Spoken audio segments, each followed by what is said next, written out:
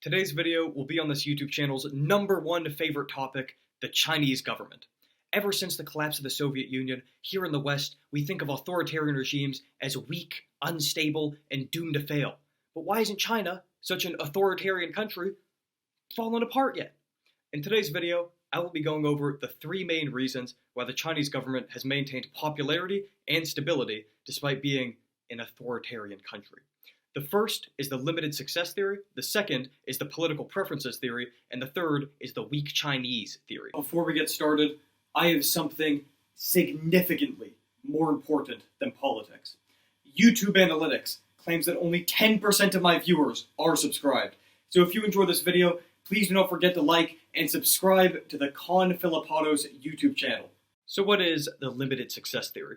This is the idea that the only reason authoritarianism works in China is because the Chinese people are distracted by the economic growth in the country.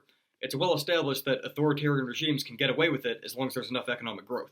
For example, in Qatar, a corrupt monarchical plutocracy, everyone's perfectly happy, thanks to all the cash from black gold. So the theory basically goes that when China's economic growth runs out, they won't be able to sustain a satisfied population anymore. We've seen this before, like in Gaddafi's Libya. Gaddafi made Libya the richest country in Africa with the highest human development, but he got overthrown when the economic growth stopped. The idea is that the same thing will happen in China when the economic growth peters out. Now, my main issue with the limited success theory is that if the only reason the Chinese government was so stable was economic growth, then it's unclear why they stayed so popular even through COVID, when there was an economic downturn. There were some major protests in Chinese cities, but these were small even by Western standards, and this is in China, where there's 25 million person cities. Really, this should have been the perfect case study for the limited success, and without the economic growth, people should have been up in arms against the existence of the government and discontent, and none of that really happened. So I don't think that the limited success explanation will accurately predict the downfall of the Chinese government, and I don't think it's very accurate. Speaking of predicting the downfall of the Chinese government, this theory is particularly popular with, doomsday theorists in the US. I didn't want to bring that up in, the actual argument section itself, because I wouldn't want to strawman it and say every single person who supports that explanation is, a doomsday conspiracy theorist. But, if you go on YouTube and Google, downfall of the Chinese government, you'll see a lot of this stuff. But, of course, not every person who supports this explanation is crazy. It's just a loud minority. Also, very quick question before we go to the next section of the video. So, YouTube Analytics says that 16% of my viewers are Indian, and a lot of the time when I meet people, they think I'm Indian or Pakistani. So, to you 16%, did you also think I was Indian? Just out of curiosity. On to the next section. Next up is the political preferences theory. This is the idea that for a variety of social and cultural reasons, Chinese people do not blame the central government for all of their problems. One of the main reasons for this is the size of local government in China. It's not like the Chinese government is especially decentralized or federalized, but really it's the opposite. But just because of the sheer scale of China, the amount of people participating in local government is massive. For example, Chongqing, a city that 90% of my viewers haven't even heard of, has 30 million people. Think about how many bureaucrats, civil servants, and politicians are involved in running that city, especially because China is a country that has massive social services and a large public sector. For a lot of Chinese people, before they, go crying at Beijing to solve all their problems, it seems like there's 1 million people in their locality, which is usually 20 million people, who they can blame for their problems. And so what this results in is that a lot of people don't feel like blaming the central government is actually relevant to solving the issues in their lives when there's so many politicians and the local government is so massive already. And this is reflected in the statistics. For example, in China, only 11% of people have great trust in the local government, in contrast to 90% in the national government. And in the US, it's reversed, where 80% of people have a great or fair amount of trust in local government, but only 11% of people have trust in Congress. In China, it's often viewed that the national government is far away from the problems that people in the province are facing, whereas the local government is responsible for dealing with those issues.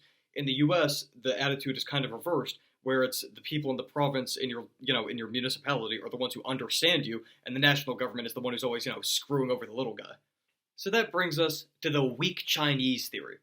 Now, this theory basically goes that for one reason or another, Chinese people just don't really care about being oppressed. This is also called authoritarian orientation, and it is shockingly actually popular with many academics in the West.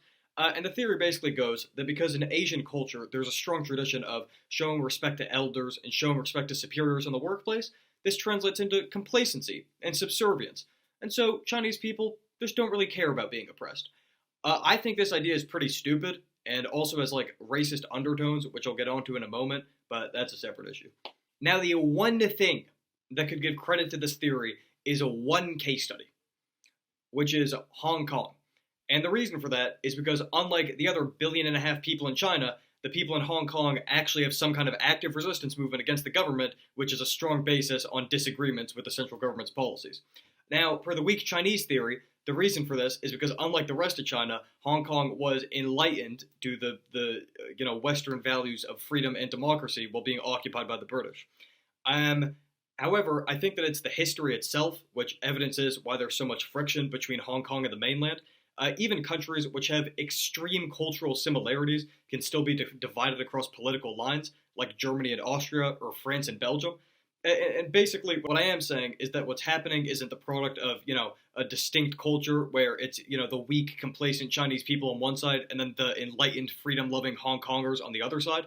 It's just that this is inevitably the product when two, areas are separate political entities for 150 years and then they're coming back together. Now, one thing I want to mention very, very quickly is the racism side of this. Obviously, not every person who supports this type of thinking is a racist, nor is the theory itself racist. I wouldn't want to strawman it and present it as such.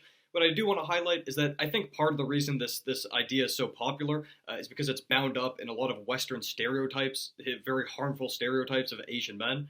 And for example, going back to the 1800s, Asian men in America have been stereotyped as like weak and celibate, due to cultural differences in the initial wave of migration.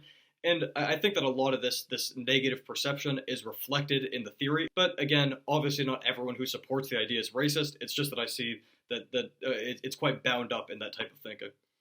In conclusion, I will not make any statements about which of these is correct or not. Obviously, I'm more critical of some than others, but I'm not endorsing or supporting any of these. It's also important to remember I didn't go into any of these in a ton of relative depth. For that, you'd have to go to an economist or a sociologist or an anthropologist or whatever.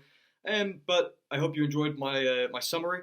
And please do not forget to leave a like and subscribe to the Con Philippotos YouTube channel.